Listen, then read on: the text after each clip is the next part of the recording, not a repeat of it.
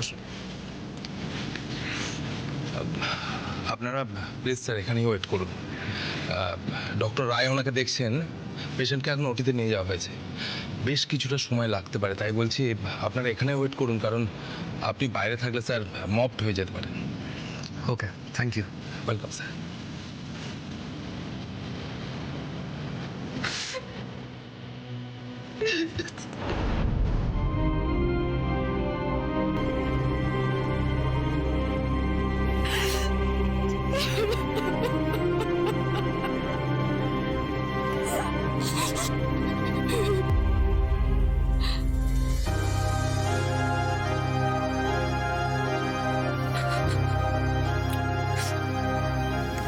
Sir আমি দৃশ্যটা না ভুলতে পারছি না স্যার। আমার চোখের সামনে ওরা বাবাই তাকে ছুড়ে মেরে দিল,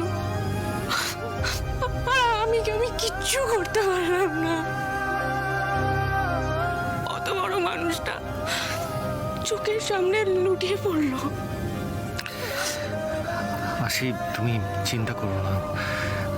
দেখো, অলরেডি পুলিশকে ইনফর্ম করেছি। যেহেতু ওই স্পটে কোনো সিসিটিভি নেই, তাই এখনো কাউকে আইডেন্টিফাই করা যায়নি, কিন্তু ওরা হার্ড অ্যান্ড সোল ট্রাই করছে ওদের খুঁজে বের করার।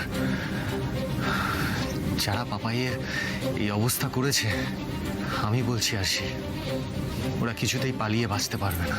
সাক্ষ্য, আরশি যা ডেসক্রিপশন আমাকে দিয়েছে তাতে তো মনে হচ্ছে যে ওরা প্রফেশনাল গুন্ডা। জাস্ট দামি গাড়ি ছিনতাই করতে এসে ওরা পাপাইকে অ্যাটাক করেনি। প্রফেশনাল গুন্ডা? আমি তো এটাই বুঝতে পারছি না, ওরা পাপাইকে কেন অ্যাটাক করবে?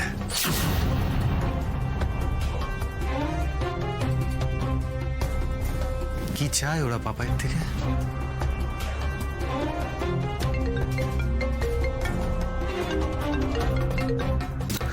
হ্যাঁ মধু, বলো।